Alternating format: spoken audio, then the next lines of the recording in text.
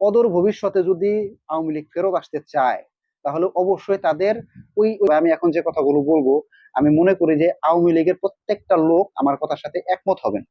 শেখ হাসিনার বাংলাদেশে ফেরত আসা নিয়ে আর কোনো আইনি বাধা নেই, এমনটাই মন্তব্য করছেন গতকালকে চিফ প্রসিকিউটর। আমি আমার দিক থেকে যতটুকু মনে করি যে এখানে শেখ হাসিনার অনেক বড় বড় কিছু ভুল আছে। আমি এখন যে কথাগুলো বলবো, আমি মনে করি যে আওয়ামী লীগের প্রত্যেকটা লোক আমার কথার সাথে একমত হবেন।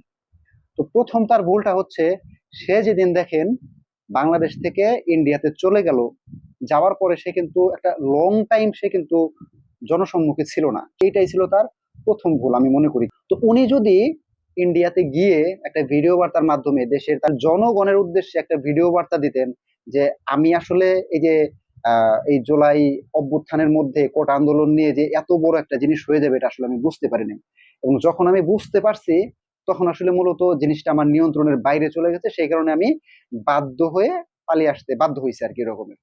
তো এই রকমের একটা বার্তার মধ্যে উনি আরো কিছু অ্যাড করতেন যে আমাকে আপনারা ক্ষমা করে দিন, আমি আসলে চাই না এরকমের কিছু হোক, এতগুলো মানুষ মারা গেছে এটা আসলে আমি জানতামই না, কিছু মিথ্যাও যদি তিনি বলতেন। মানে এই ধরনের জিনিসগুলো সে গুছিয়ে দেশের মানুষের কাছে করজোরে যদি উনি ক্ষমা চাইতেন, তাহলে আমি মনে করি সে ভালো একটা বেনিফিট পাইতো। কারণ দেখেন এখানে আর একটা লজিক আছে, বাংলাদেশে যারা ভোটার, আপনি লক্ষ্য করবেন যে 50 থেকে 60% ভোটার ভোট দেওয়ার আগের দিন ওনারা আসলে সিদ্ধান্ত নেয় যে আমি কাকে ভোট দিব।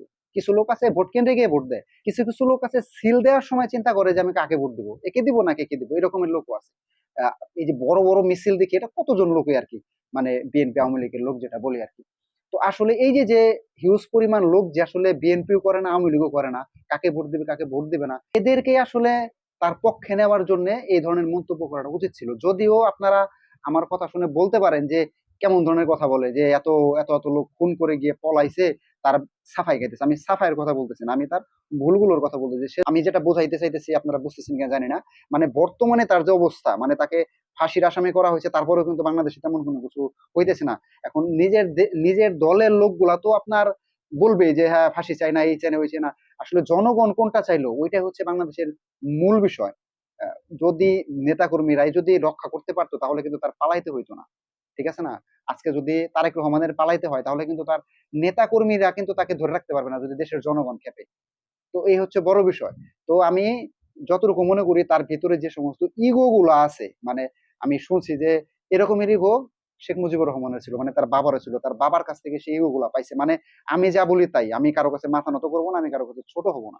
আসলে অনেক সময় ছোট হইতে হয়, নিজের স্বার্থের জন্য হোক, দেশের মানুষের স্বার্থের জন্য হোক, নিজের দলের জন্য হোক, অনেক সময় ছোট হইতে হয়।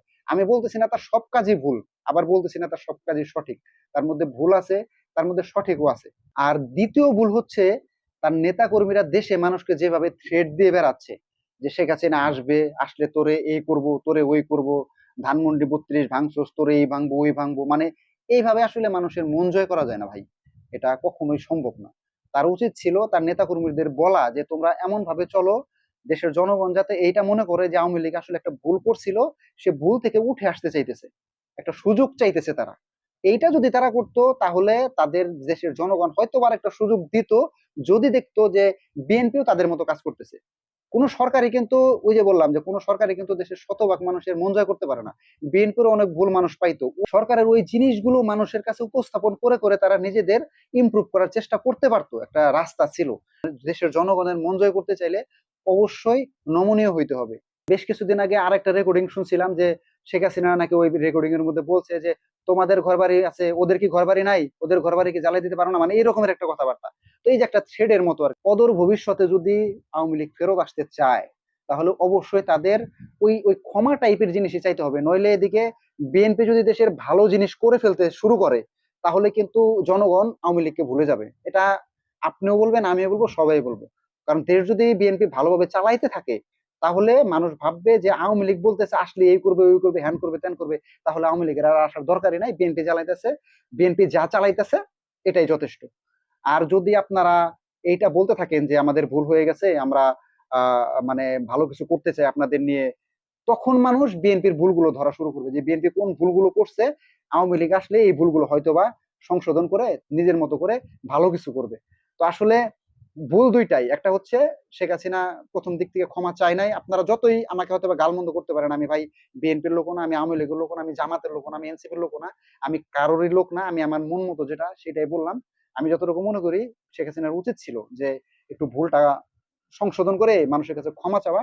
দ্বিতীয়ত দেশের নেতা কর্মীকেও বলা যে তোমরা মানুষকে এইটা বুঝাও যে আমরা ভালো হইতে চাইতেছি, আমরা চাই না দেশে হাঙ্গামা বাজুক, আমরা আরেকটা সুযোগ চাইতেছি, আমরা সুযোগকে কাজে লাগিয়ে দেশটাকে উন্নত করব, যতটুকু করছি আরো বেশি করব, আগে যে ভুলগুলো করছি সেই ভুলগুলো আমরা শুধরে নেব। এই জিনিসগুলো করলে সামনে বিএনপির জন্য ভালো কিছু হয়তো বা অপেক্ষা করতে করলেও পারতো। এ হচ্ছে ব্যাপার। ভালো থাকবেন সবাই। আসসালামু আলাইকুম।